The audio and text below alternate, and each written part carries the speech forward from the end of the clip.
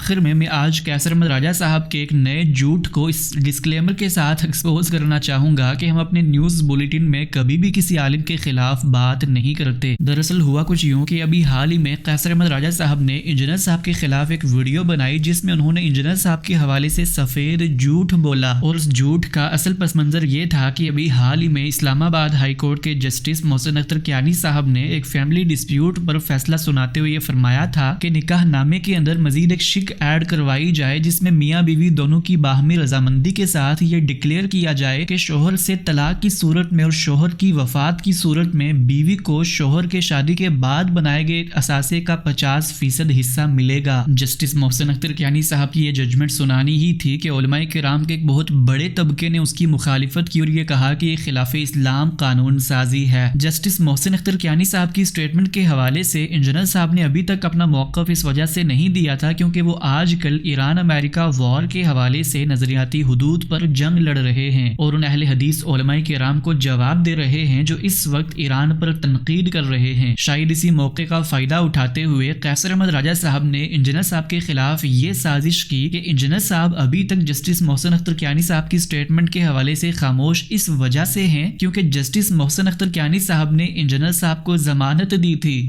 Engineer Mirza کو جس جج نے ضمانت دی تھی وہ ہے جسٹس محسن اختر کیانی، جس کا بار بار یہ اظہار کر چکا ہے، اور یہ خلاف شریعت فیصلہ دینے والے جج بھی یہی ہیں، یعنی کہ جسٹس محسن اختر کیانی صاحب۔ اس پہ کافی کنٹینٹ موجود ہے، میں اس فیصلے کی ٹیکنیکل ڈیٹیلز پہ نہیں جاؤں گا، لیکن سوال یہ ہے کہ وہ پلیٹ فارم جس کے بارے میں وہ کلیم کیا جاتا ہے، خود انجینئر کلیم کرتا ہے کہ یہ اسلامی دنیا کا سب سے بڑا پلیٹ فارم ہے، یہ کیسے ہو گیا کہ اسلام آباد ہائی کورٹ جو کہ اسلامی دنیا کا ایک پاورفل ملک اور اس کے پاورفل دارالحکومت اور اس کی پاورفل ہائی کورٹ خلاف اسلام فیصلہ دے، اور وہ آدمی جو ہر طرح کے معاملات میں انگلیاں گھسیڑنے والا ہو وہ اس پہ خاموش ہو جائے؟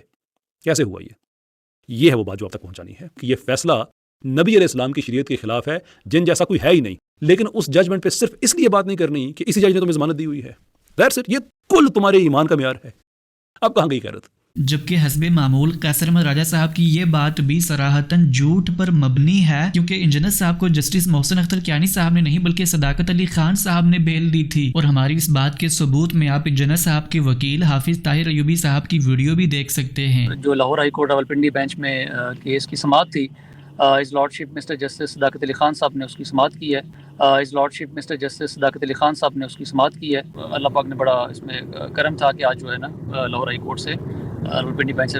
ضمانت منظور ہو گئی ہے۔ تو دیکھا آپ نے کہ کیسے حسب معمول قیصر احمد راجہ صاحب نے صرف ایک سفید جھوٹ کی بنیاد پر اپنی عمارت کھڑی کر کے انجینئر صاحب کے خلاف سازش کرنے کی کوشش کی، اور یہ پہلی بار نہیں ہے بلکہ اس سے پہلے بھی قیصر احمد راجہ صاحب انجینئر صاحب پر یہ جھوٹ باندھ چکے ہیں کہ انجینئر صاحب نے ابھی حال ہی میں نیو ٹی وی پر علامہ ہشام صاحب کو مناظرے کا چیلنج دیا تھا۔ انجینئر محمد علی مرزا نے علامہ ہشام الہی ظہیر صاحب کو چیلنج کرنا شروع کر دیا کہ آپ میرے ساتھ ڈیبیٹ کریں، جبکہ اب تو علامہ ہشام صاحب نے بھی اس بات کو ایکنالج کر لیا ہے کہ مناظرہ کرنے کی خواہش میری تھی نہ کہ انجینئر صاحب کی تھی۔ تو سوچیں قیصر احمد راجہ صاحب اگر اپنے سب سے بڑے مخالف کے حوالے سے اس طرح سے سفید جھوٹ بول رہے ہیں تو ان کی باقی باتوں پر کس حد تک اعتبار کیا جا سکتا ہے؟ تو کیا آپ کو نہیں لگتا کہ اب ان واضح ثبوتوں کے بعد قیصر احمد راجہ صاحب کو آفیشیلی ایک ضعیف راوی ڈکلیئر کر دینا چاہیے؟ کامنٹس کے اندر اپنی رائے کا اظہار ضرور کیجیے گا۔ ملتے ہیں اس طرح کی نئی اپڈیٹس کے ساتھ، تب تک کے لیے اللہ حافظ، السلام علیکم ورحمۃ اللہ۔